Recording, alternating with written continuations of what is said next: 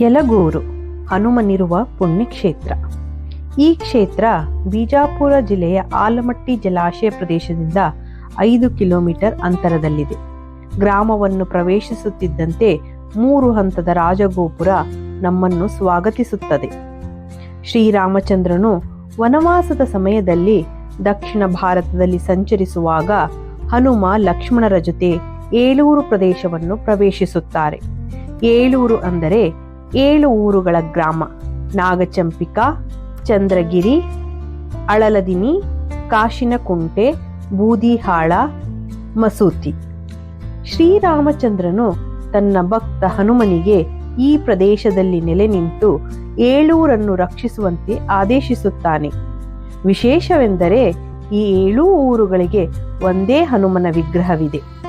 ಕಾಲಾನಂತರದಲ್ಲಿ ಭಾರತದಲ್ಲಾದ ದಾಳಿಯಲ್ಲಿ ಈ ಮೂರ್ತಿಯನ್ನು ಬಂಡೆಗಳಲ್ಲಿ ಮುಚ್ಚಿಡಲಾಗಿತ್ತು.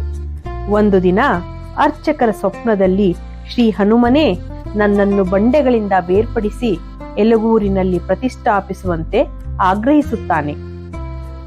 ಅದರಂತೆ ಬಂಡೆಯಿಂದ ಮೂರ್ತಿಯನ್ನು ಬೇರ್ಪಡಿಸುವಾಗ ಮೂರ್ತಿ ಭಗ್ನಗೊಳ್ಳುತ್ತದೆ. ಅರ್ಚಕರು ಚಿಂತಾಕ್ರಾಂತರಾದಾಗ ಸ್ವತಃ ಹನುಮಂತನೇ ಸ್ವಪ್ನದಲ್ಲಿ ಬಂದು ಈ ಮೂರ್ತಿಯನ್ನು ಯಲಗೂರಿನಲ್ಲಿ ಜೋಡಿಸಿ 7 ದಿನಗಳವರೆಗೆ ಬಾಗಿಲನ್ನು ಮುಚ್ಚಿಡುವಂತೆ ಆದೇಶಿಸುತ್ತಾನೆ. ಅದರಂತೆಯೇ ಮಾಡಿದಾಗ ಆಶ್ಚರ್ಯಕರವಾಗಿ ಮೇಲಿನ ಭಾಗವು ಹೊಂದಿಕೊಂಡಿತಂತೆ. ಆದರೆ ಕೆಳಗಿನ ಭಾಗದ ತುಣುಕುಗಳು ಹೊಂದಿಕೊಂಡಿರಲಿಲ್ಲ.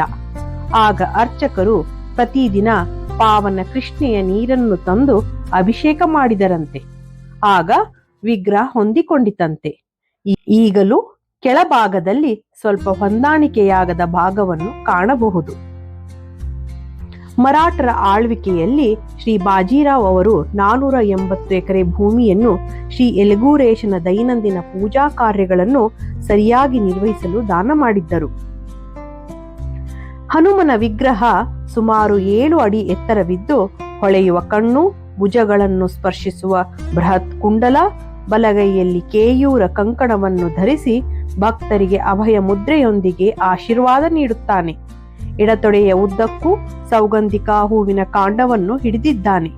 ಭಗವಂತನ ಉದ್ದನೆಯ ಬಾಲ ತಲೆಯ ಮೇಲೆ ಏರಿ ಎಡಪಾದದ ಬಳಿ ಸ್ಪರ್ಶಿಸುತ್ತದೆ. ಇಂದಿಗೂ ಕೂಡ ಕೃಷ್ಣಾ ನದಿಯ ನೀರನ್ನು ತಂದು ದೇವರಿಗೆ ಅಭಿಷೇಕ ಮಾಡುತ್ತಾರೆ. ನಂತರ ಪಂಚಾಮೃತ ಅಭಿಷೇಕ ಮಾಡಿ ಮಹಾಪೂಜೆಯನ್ನು ನೆರವೇರಿಸಲಾಗುತ್ತದೆ. ಮಧ್ವ ಪದ್ಧತಿಯ ಪ್ರಕಾರ ಪೂಜೆಯನ್ನು ಮಾಡಲಾಗುತ್ತದೆ. ಶಾಂತವಾಗಿ ನೆಲೆ ನಿಂತಿರುವ ಏಳೂರಿನ ಒಡೆಯ ಯಲಗೂರೇಶನಲ್ಲಿ ನಂಬಿಕೆ, ಭಕ್ತಿಯಿಂದ ಏನನ್ನೂ ಬೇಡಿಕೊಂಡರೂ ವರಪ್ರಸಾದವನ್ನು ನೀಡುತ್ತಾನೆ. ಶ್ರೀರಾಮ ಹನುಮರ ಅನುಗ್ರಹ ಎಲ್ಲರನ್ನೂ ಕಾಪಾಡಲಿ. ಸರ್ವೇ ಸಂತು ನಿರಾಮಯ.